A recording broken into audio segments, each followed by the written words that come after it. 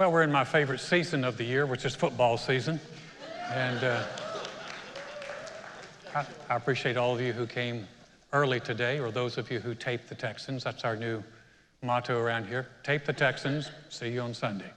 So isn't it better, though? Because you can just whip through those commercials and announcements and referee challenges and, oh my gosh. Anyway, I digress. The football season, also I listen to coaches. I feel like my job is a lot like a coach, so I listen to coaches. And you hear coaches talk about putting young guys in, maybe rookies in or freshmen in at quarterback, and you hear this phrase, the moment was not too big for them. You ever hear that? It's indicating that they put a young guy in and the pressure and all the things that came on them was not too big. They were able to rise above it. They were able still to do a great job. The moment was not too big. And as I was thinking about this series, the Lord, seemed like he took this series in a whole different idea of where I wanted to take it. I had my ideas. It's kind of went in a different direction. But one of the things that has really come about is the fact that it's not a technique and it's not something that we can change the people around us, but we can change.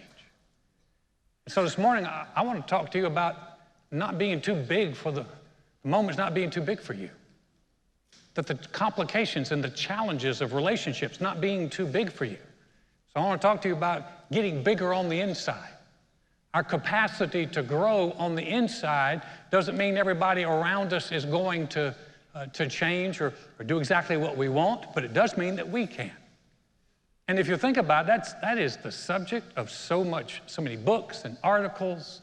You just go to Amazon, look at self-help, and there's this, how you can be more than what you are. And there's something on the inside of us that says, I want to be more. I want to do more. I want to be more. And that's why every January people get really excited about a new start and goals. They want to be more. So I want to talk to you about becoming bigger on the inside. I read an article recently by a business coach who talked about becoming an authentic person. How do you become an authentic person? And that word is it's used a lot. We want to be authentic. And authentic really means being true to your true nature, representing your true nature, who you really are. And he lists three ways that you can become a more authentic person. Here's the first one.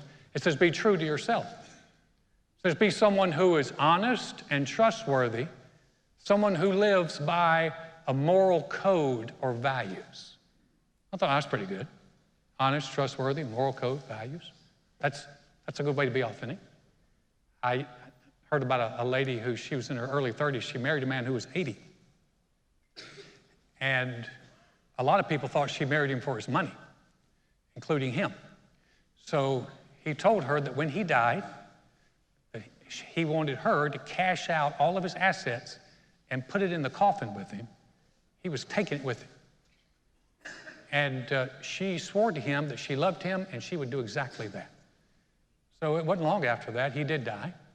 And at the funeral, she's on the front row, the grieving widow, with some of her friends and family there with her. And right before they closed the casket, she stopped the funeral director. She walked over and slipped an envelope in the casket and motioned for them to close it. Well, they closed it, and they're walking out to the gravesite. One of her girlfriends slipped up to her and said, "Girl, don't you tell me that you put all that man's money in that casket with him." She looked and she said, "Of course I did. I am a person of my word."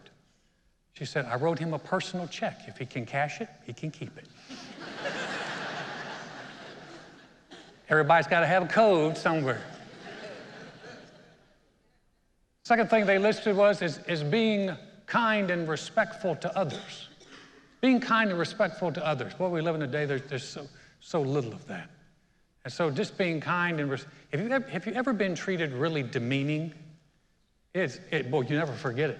I was telling Joy about something that happened to me years ago where someone was just really condescending and demeaning to me, and you still remember these things. And so being kind and respectful. In fact, a lady wrote me years ago, she said, "I've left the church because you looked at me wrong one day." I don't remember looking at her. And I could have been in the middle of gastric distress when she crossed my face. And so But she found it so distressing. So if I give you the stink eye, just remember, Alan's not giving me the stink eye. He probably, there's something going on in here and he's not looking so good.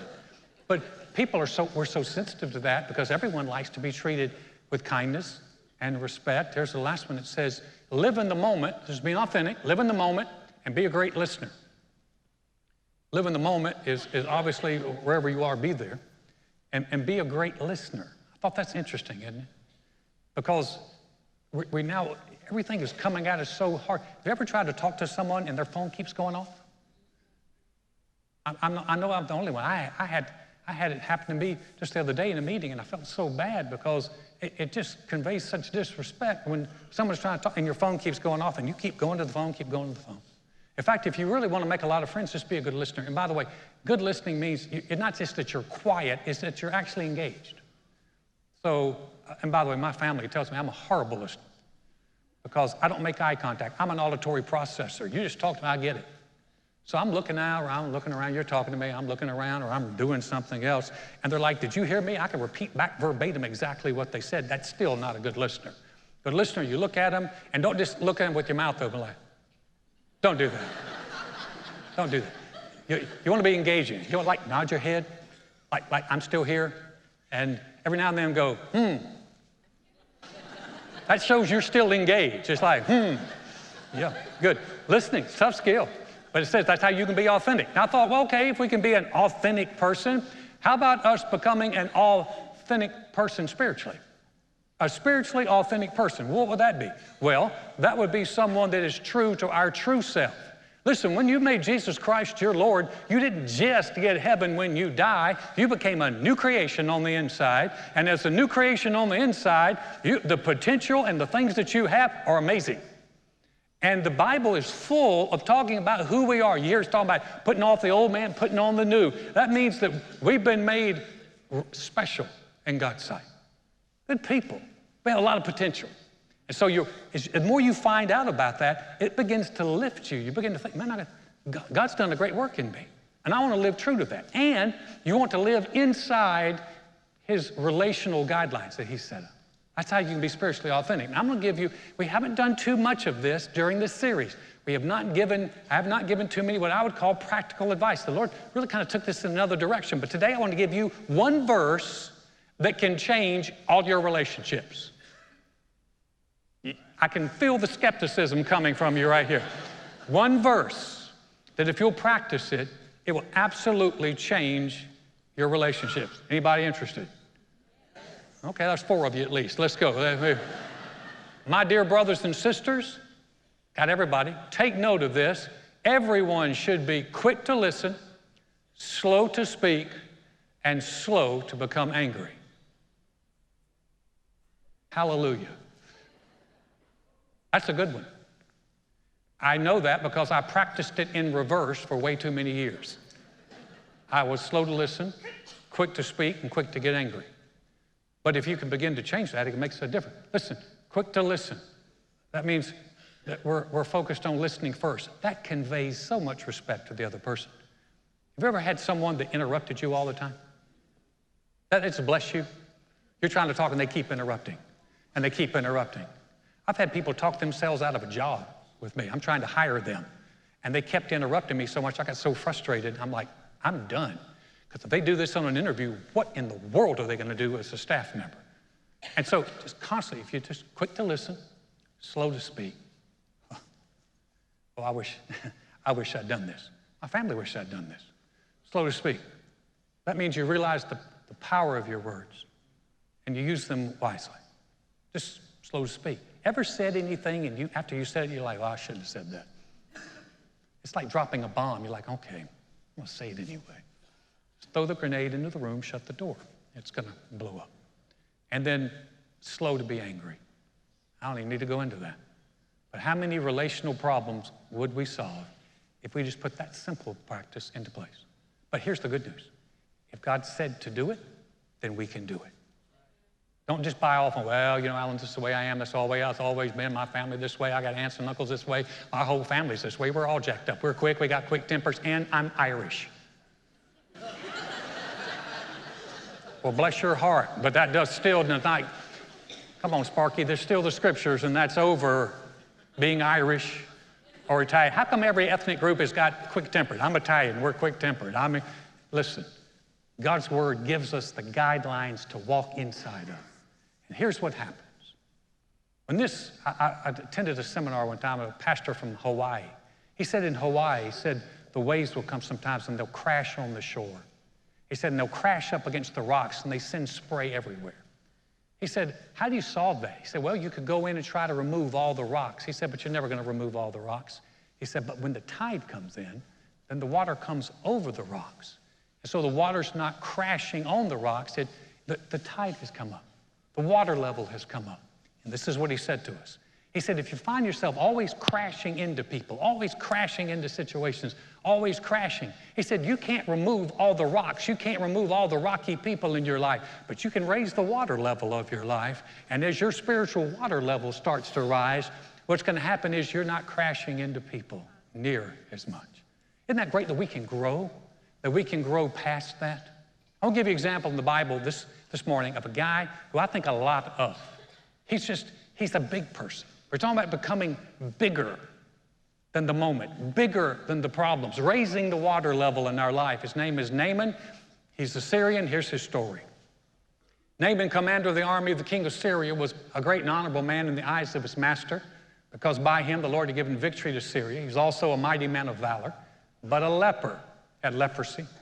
And the Syrians had gone out on raids and had brought back captive a young girl from the land of Israel. She waited on Naaman's wife, and then she said to her mistress, if only my master were with the prophet who's in Samaria, for he would heal him of his leprosy. And Naaman went and told his master, saying, thus and thus said the girl who's from the land of Israel. Now this tells us a little bit about Naaman right here. So he's a great honorable man. He's a mighty man of valor. This guy's a warrior. He's a fighter. He's over all the fighting troops. You don't get there being a passive, weak guy. He is a powerful man, but he evidently had enough humility and respect to listen to a girl who was so far beneath him. Listen to one of the little voices in his life. This girl was a slave, she was a female, and she's from another country. And in their mind, that was the lowest of the low. And yet Naaman listened to her. And not only listened, she talked about that God could heal him, that there was a prophet who could heal him. And he respected that enough. But here's one thing I'd never thought of. When I looked at that, I thought, he must have been good to this little girl. Or why in the world would she even want to see him healed? If you're a slave, which is no freedom, and someone has captured you, and someone is mean and nasty to you, and they have leprosy, the human tendency would be to go, well, that stinks to be you. Too bad you got leprosy. You're going to die. But she didn't want to see him die, which makes me think he treated her well. We'll see a little bit more in the story. So he goes to the king of Syria. The king of Syria sends him to the king of Israel. He goes to the king of Israel, and the king of Israel said, I don't know what to do with this guy. And Elisha, the prophet, said, send him to me. So Naaman comes. He's got horses and chariots. He's got money. He brought gold and silver and changes of clothes. He's got a convoy. That is a bunch of them. And man, they make the trip into Israel, and they show up at Elisha's driveway. Let's see what happens. Naaman went with his horses and chariot, and he stood at the door of Elisha's house, and Elisha sent a messenger to him saying, go wash in the Jordan 7 times, and your flesh shall be restored to you, and you shall be clean. But Naaman became furious and went away and said, indeed, I said to myself, he will surely come out to me and stand and call on the name of the Lord his God and wave his hand all over the place and heal the leprosy. Are not the Abana and the Pharpar, the rivers of Damascus, better than all the waters of Israel?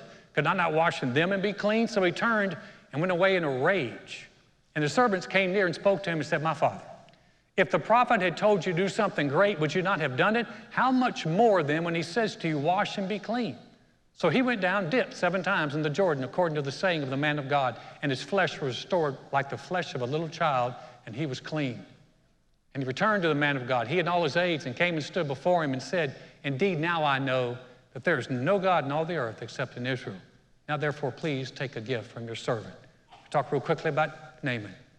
He had to be someone, he was an honorable man, he was a great man, he was very human. Because when his expectations were not met, he expected Elisha to come out and do some kind of things, probably like the priest in his idol temple. They come out and wave their hands, whole lot of show. He expected that, didn't happen. When our expectations don't get met, that's a great place for anger to come in. And he's angry. And not only is he angry, he's prideful. He's like, I'm going to wash in the Jordan, this is a nasty river. I got rivers in my country. So he's angry, he's mad. And his anger, his pride, and his feelings almost had the last word in his life. But here's another thing we see about Naaman. He's very approachable. His servants came to him. I mean, he's angry, he's mad. Have you ever tried to talk to someone who is really, really angry, and you're just like, I'm not going to talk to him? You know, the word is, oh, they're angry. And so it's like, well, everyone will stay away from them because when they're angry, it's not a good time to talk to them. But his servants were actually able to come and talk to him while he was still angry without fear of being punished.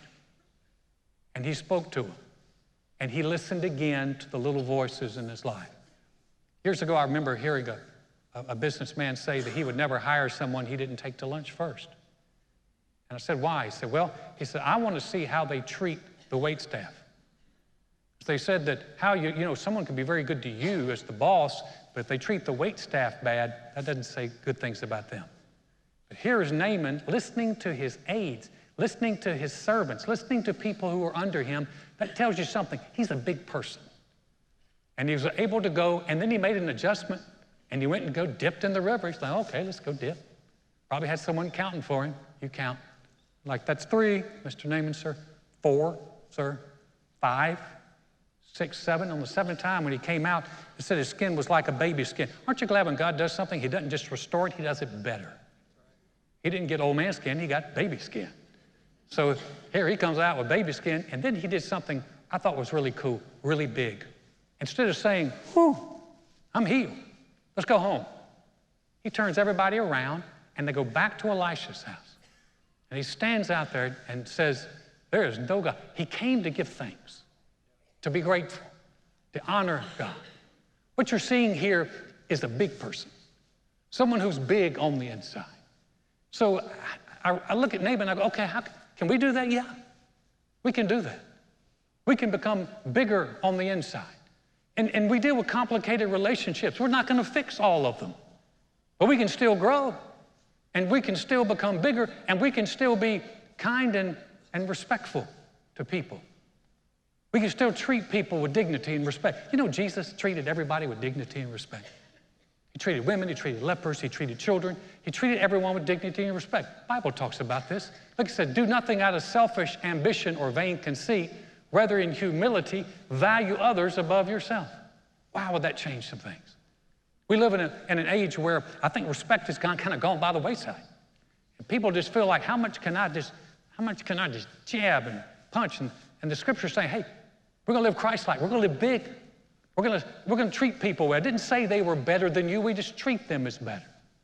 Gordon McDonald's was a pastor in New York City. He came out of his church in Manhattan one day and found a homeless guy going through the garbage. So it made him mad.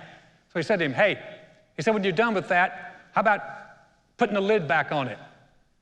And he walked away, and the homeless man said, excuse me, sir, just a minute. He turned around and said, yes. The guy looked at me and said, I would be very glad to do what you asked me to do if you would ask me respectfully. And Gordon McDonald said, he got me. So he walked over to him and said, you're right, I am so sorry. He said, when you're done here, it would mean a lot to me if you would just tidy up the place. The guy said, I'll do it. And they shook hands. Everybody needs dignity and respect. And listen, you don't go lower when you lift someone up. When you lift someone up, you come right up with them. So being dignified, being respectful, that's a big one. Here's the next one. I think it's one of the biggest ones. Be approachable and adjustable. Now, here's a good question. Can anybody talk to you? It got really, really quiet in the first service, too. It's going to happen the same thing in the third service. It's just quiet. And I understand. Can anyone talk to you? We were over at the roller rink years and years ago. We had an auditorium that sat 300 people, and I remember thinking one day, what are we going to do about this? And we kept debating about what to do. But we had built the auditorium inside another building. And there was a lady in the church at that time who, man,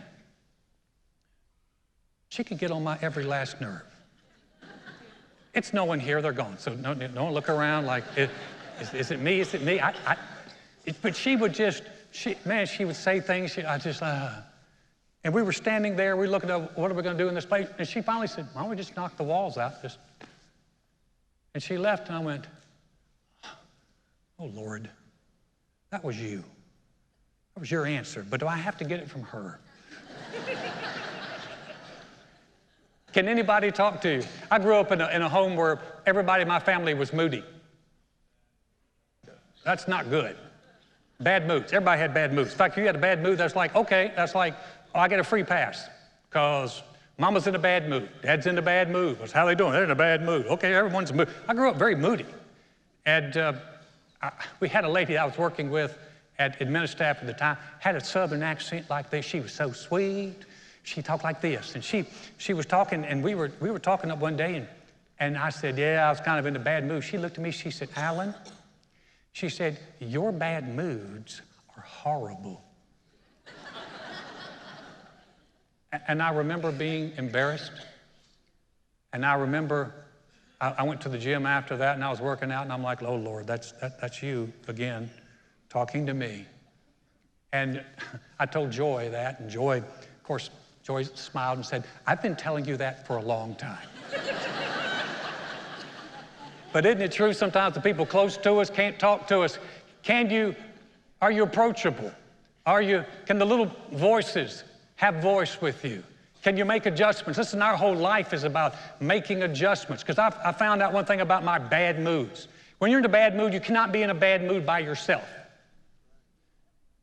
You've got to make somebody else feel your pain. If I'm in a bad mood, I got to share it with somebody so you can understand that I'm in a bad mood. And so one of the things you want to say, well, Alan, were you bad mood? Yes, I was moody. Yes, it hurt my family. Yes, but here's the good news. I rarely ever get in a bad mood to the point where Joy says, you're never in a bad mood anymore, Alan. Do you know you can grow out of that God can help you and you can move past that? So if you're thinking to yourself, that's just the way I am. Hey, well, thank God when you became in Christ, you became a changed person, and changed people change. So we're approachable and adjustable. And here's the last one, we're grateful. U.S. Army has determined that they teach mental toughness. One of the components of mental toughness they teach, believe it or not, is how to be grateful and generous. Because they've learned that there's something powerful about gratitude. Gratitude just simply says, I am going to be grateful and thankful for the great things in my life.